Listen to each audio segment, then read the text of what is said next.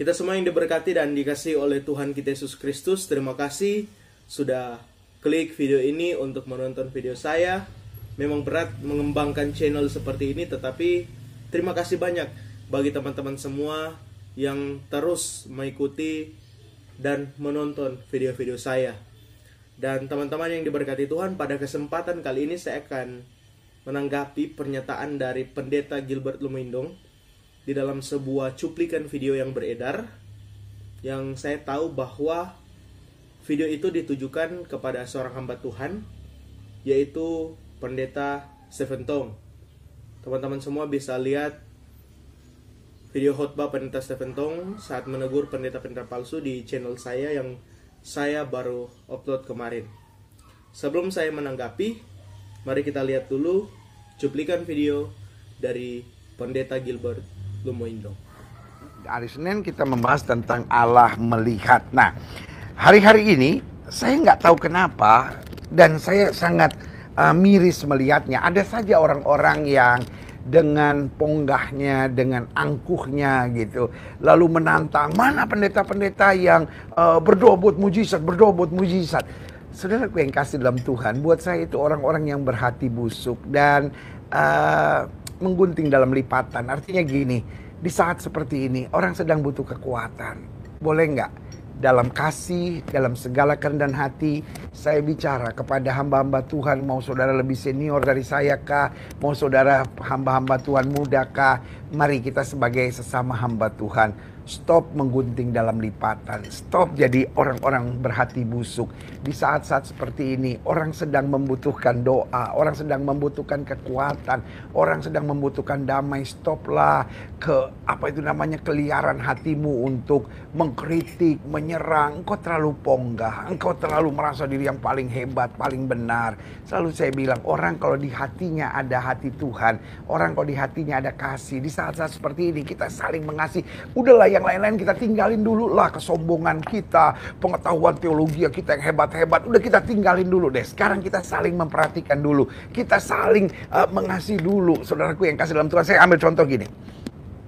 Ada orang tabrakan, lalu di depan kita ada orang teriak-teriak, lu mau apa, siapa yang jago di sini, gue lawan semuanya. Saudara, kita dorong orang itu, kita nggak mau tahu, kita tolong dulu yang susah gitu. Di saat-saat seperti ini boleh nggak? Bukan kritik teologi ya, bukan kesombongan doktrin yang harus ditinggikan. Hari-hari ini mari kita berdoa bersama. Saudara-saudara yang dengan ponggahnya berkata, mana hamba Tuhan yang berdoa buat mujizat?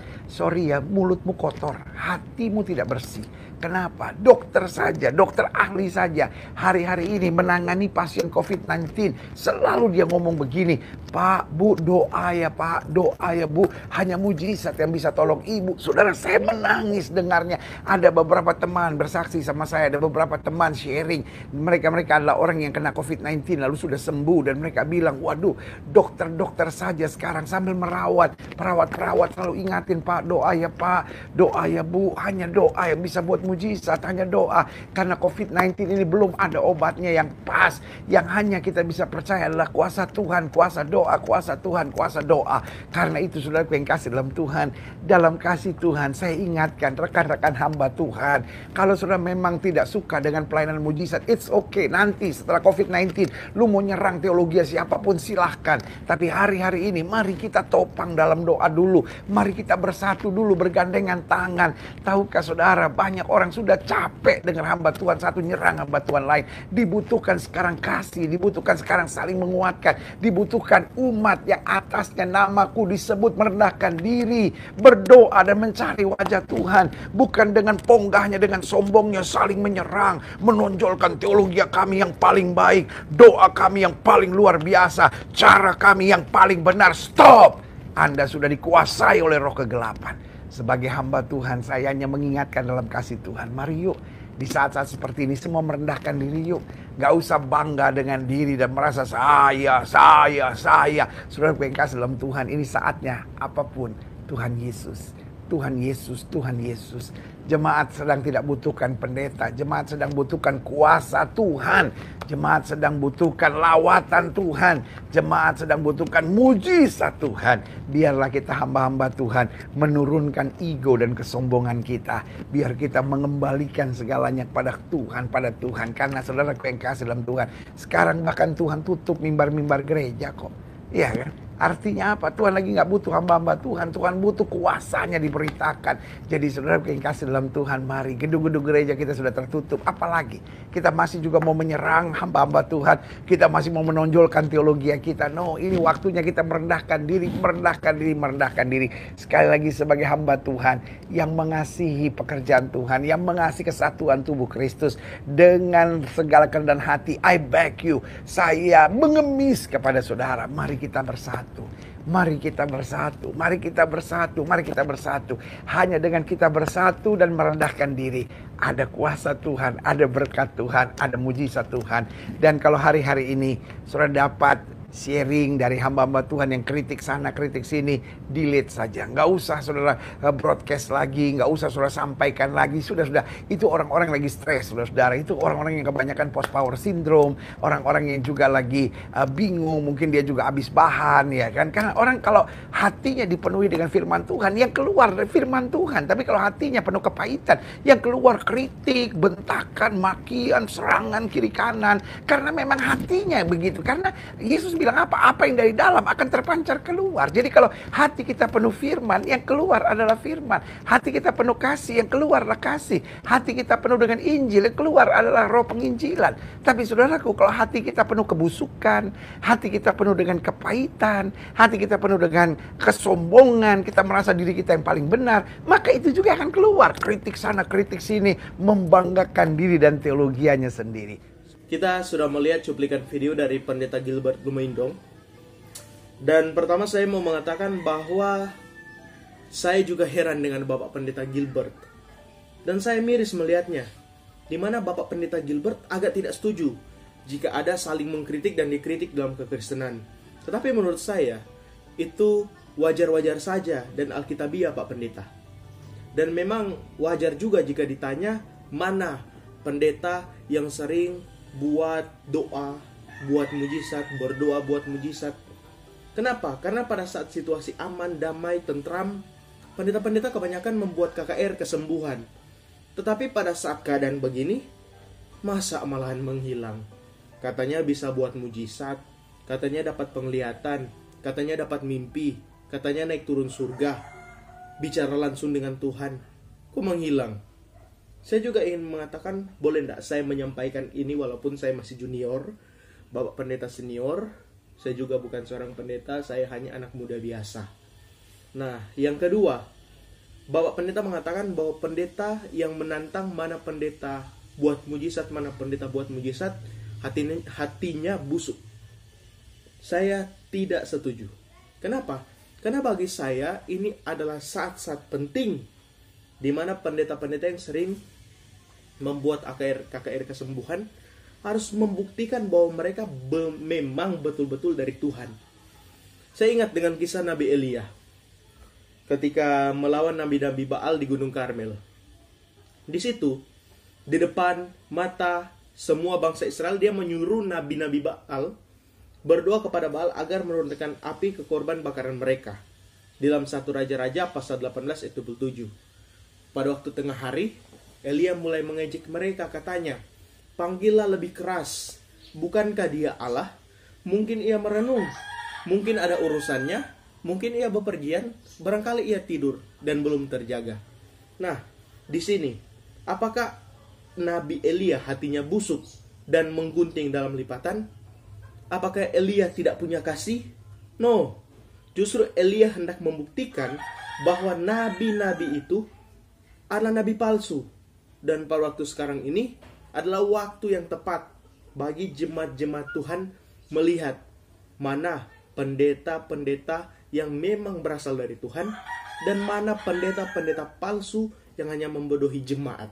Tetapi Roh dengan tegas mengatakan bahwa di waktu-waktu kemudian ada orang yang akan murtad lalu mengikuti roh-roh penyesat dan ajaran-ajaran setan.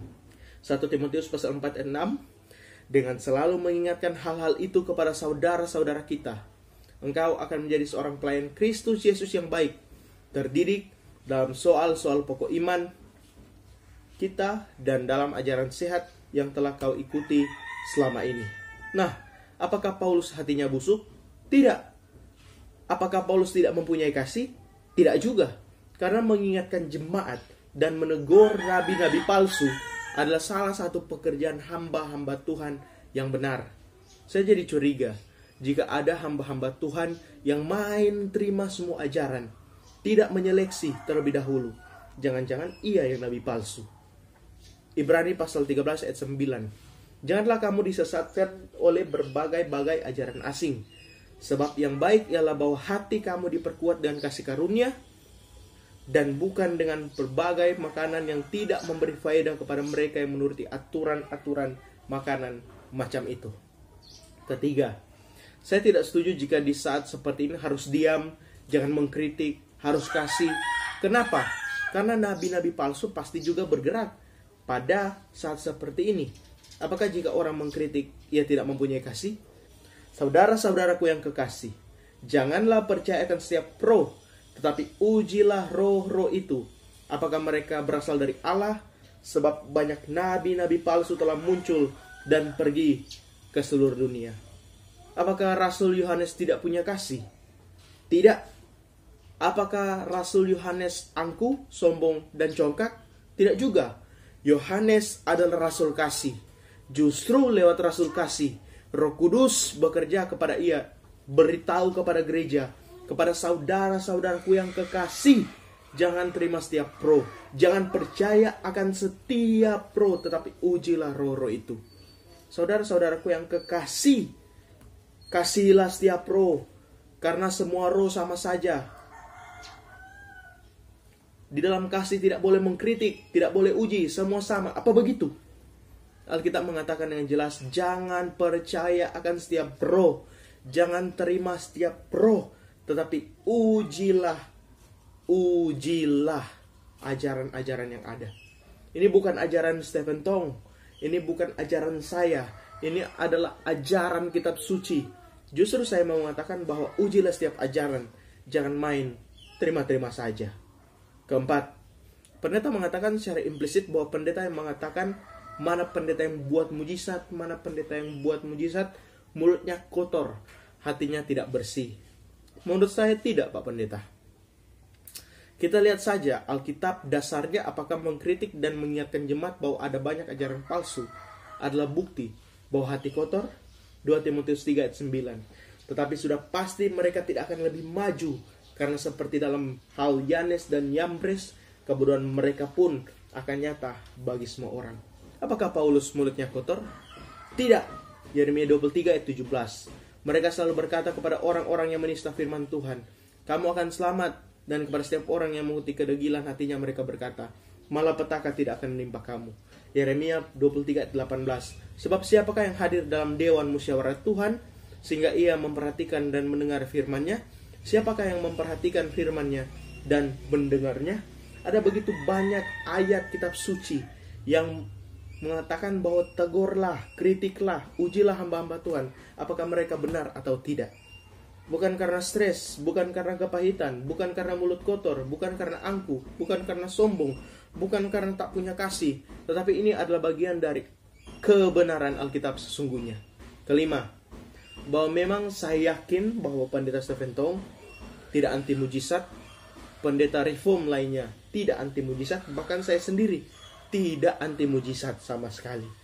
Tetapi ingat bahwa setan pun bisa buat mujizat. Nabi palsu, hamba Tuhan palsu bisa buat mujizat. Iblis saja menyamar sebagai malaikat terang. 2 Tesalonika 2 ayat 9. Kedatangan si pendurhaka itu adalah pekerjaan iblis dan akan disertai rupa-rupa perbuatan ajaib, tanda-tanda dan mujizat palsu. Ulangan pasal 13 ayat 3. Maka janganlah engkau mendengarkan perkataan nabi atau pemimpi itu, sebab Tuhan Allahmu mencoba kamu untuk mengetahui apakah kamu sungguh-sungguh mengasihi Tuhan Allahmu dengan segenap hatimu dan dengan segenap jiwamu. Tetapi sekali lagi, uji adalah bagian daripada pembenaran untuk membuktikan bahwa pendeta-pendeta yang selama ini membuat KKR penyembuhan, doa penyembuhan itu betul-betul berasal dari Tuhan atau tidak. Sekian tanggapan dari saya. Kiranya Tuhan Yesus memberkati kita semua. Shalom.